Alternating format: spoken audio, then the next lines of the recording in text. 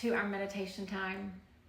I so appreciate and look forward to these moments that we get to spend together. They really make my moments of meditation when I'm by myself, individually, going through this practice, they just make them even more sweeter. So I hope you feel the unity of this collective as you settle in. Even if you don't know the names that are on the screen or the names that are practicing alongside you, just know that we are part of something big, part of something that truly is having an impact in our world. And so as your body begins to settle and your eyes begin to close and you begin to settle that breath, just a slow inhale and a slow exhale, just affirm yourself for pausing and showing up. We probably all have some kind of a reminder or an alarm on our phone or whatever it is that tells us that it's this time on this day and we meditate. But we also have choice and we have a will. And it'd be very easy just to let the alarm or the reminder go and to stay with the doing and just forego the being for today. But you've chosen to be. And so as you allow yourself to just be for these few minutes, let's take a few breaths together again, just uniting ourselves as this collective, this group of like-minded souls who are trying to find a little presence, a little calming, a little peace that they can take into their everyday lives. So just take a slow breath in together and a gentle breath out. And a slow breath in. And a gentle breath out. And then one more together, breathing in and breathing out. And we've been on this journey for several days, digging into this ancient teaching known as the 4 agreements. We've paused with each of these agreements. We've thought about how to apply them to our everyday lives. We've sat with the simplicity of them as well as the really tough parts within them.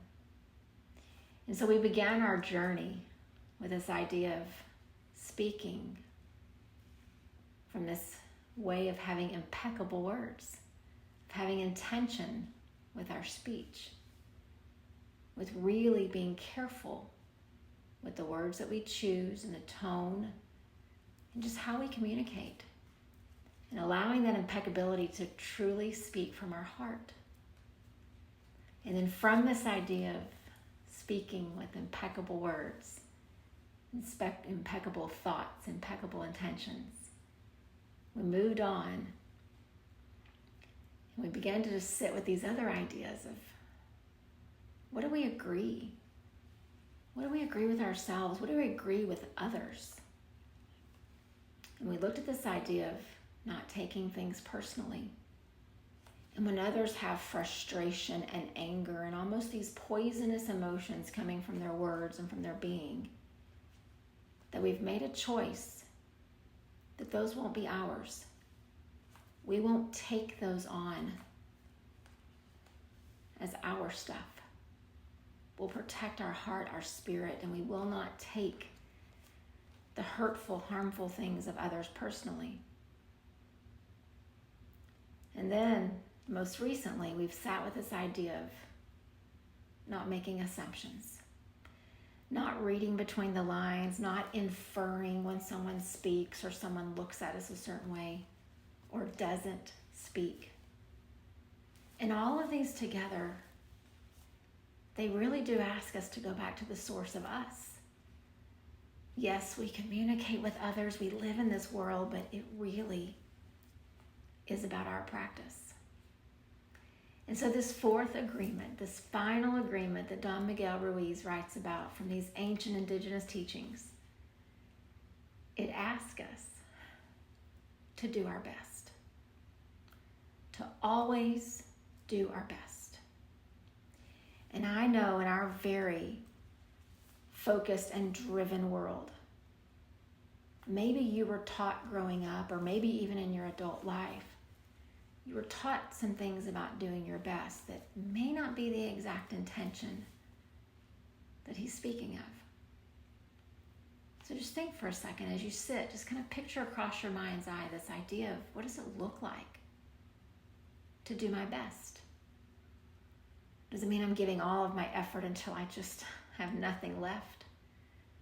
Does it mean that I'm sacrificing my well-being just to keep pushing and pushing until I succeed or finish or master something? I love thinking about the idea of doing our best when it comes to our yoga practice, because people walk in and they get on a mat and they're trying to succeed. They're trying to accomplish someone trying to accomplish something.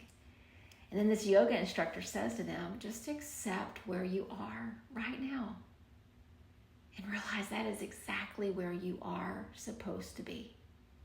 That's your best in this moment. And there's this reconciliation that goes on in our minds, because for many of us, that's not how we've been living. It's not how our world has described our best or our success. And so I actually want to just share, as we sit here together, an actual story that Don Miguel Ruiz shares in his teachings on the Four Agreements. So just kind of picture these characters as I share these words. It says, there was a man who wanted to transcend his suffering. So he went to a Buddhist temple to find a master to help. And he said, Master, if I meditate for 4 hours a day, how long will it take me to transcend? The master looked at him and said, well, if you meditate 4 hours a day, perhaps you'll transcend in 10 years. So just imagine this man's face. Imagine this wise teacher sitting there giving him counsel. And so the man began to think, I could do better than that. And he said, Master, what if I meditate 8 hours a day? How long then will it take me to transcend? And the master looked and said, if you meditate 8 hours a day, perhaps you'll transcend in 20 years. Why is it going to take me longer to transcend if I meditate more, the man said. And the master said, you are here to find the joy in life.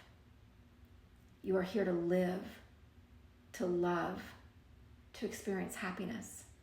If you can do your best in 2 hours of meditation, but you decide to spend 10, you're going to grow tired and you're going to miss the point and you will lose the joy. Doing your best is taking an action because you love it, not because there's a reward attached to it. And so just kind of picture this puzzled look on this man's face as he just thinks, but I was taught that the more effort I give, the better my result will be. That's my best. But this teaching, it says that this comes from a place of joy. When we act, it comes from a place of joy. When we do, it comes from a place of joy. And we don't sacrifice our joy to do more, to try to get a deeper or a bigger or better reward. We experience the joy and we realize that is enough. And so I love this idea of just almost unlearning how we define doing our best. And so I would just invite us each just to pause for just a moment here and just try to reconcile that idea with yourself. From however it was that you were raised to be, or however you have taught yourself in your professional life. Can you picture doing things from a place of joy instead of doing them because you're striving for a reward or an accomplishment or checking something off a list? Just pause and see how that sits with you.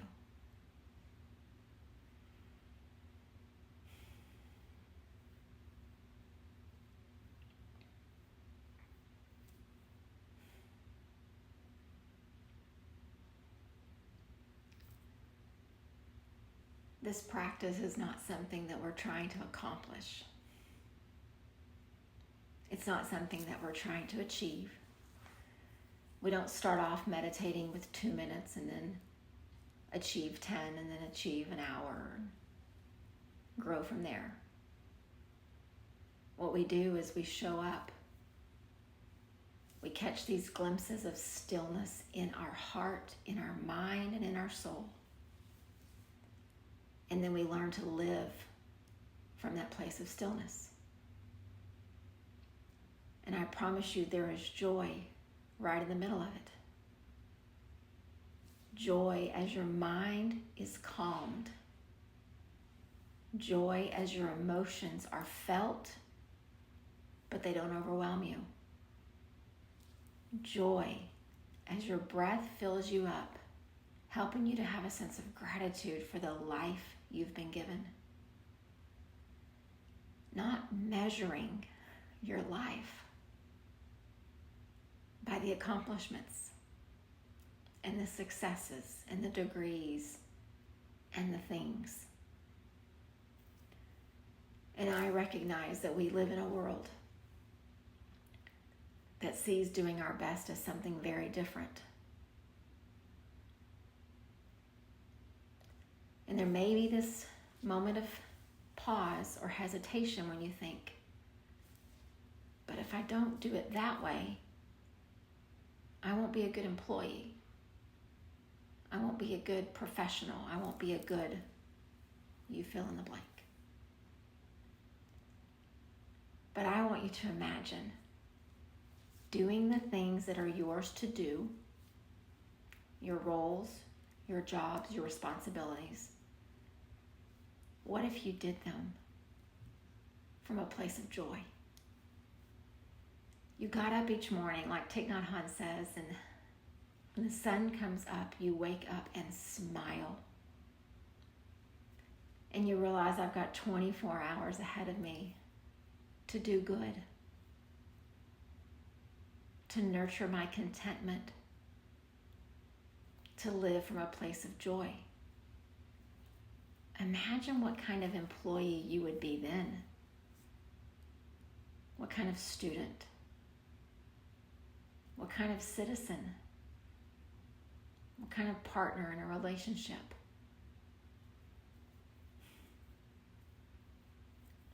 So I would invite us to look at doing our best differently. We are each divinely and uniquely made. And there is this divine force living within each of us, this light. Some people say the whole universe. So why do we need to strive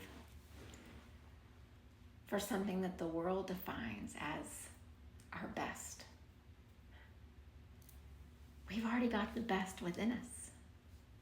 What if we live from that spot, from that place,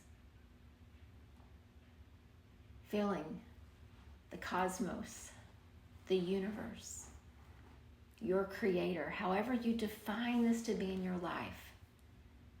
I don't think we can find anything better than that. And that should help us to feel joy. And that should help us to understand what it means to truly do our best. And so let's just pause for these next couple of moments and just let that idea just sit. See the things perhaps that you have to do. See the responsibilities that you have. See the dharma, the purpose, the path that you're on. And see yourself doing it with an attitude of joy. And maybe you'll catch a glimpse of what your best looks like then.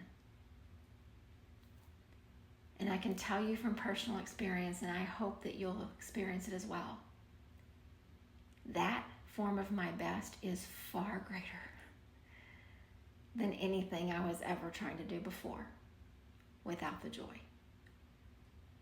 So just continue to breathe. Slow, deep, nourishing breaths. And let's just sit our best.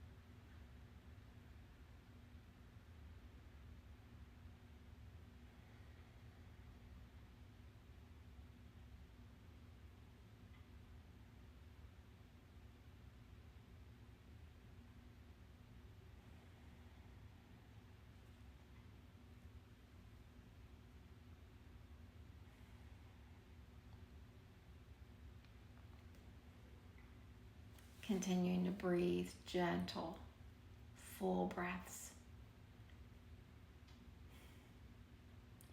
Many people would say that to do your best with whatever your task is, your purpose,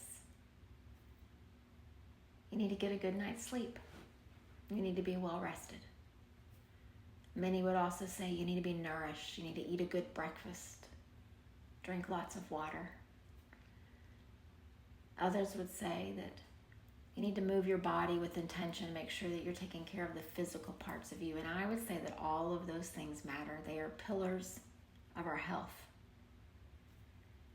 But I truly believe, and I have personally experienced, that this practice is even more important than the 8 hours of sleep, of the good hearty breakfast, of the good intentional movement of the body. This is what prepares us to do our best.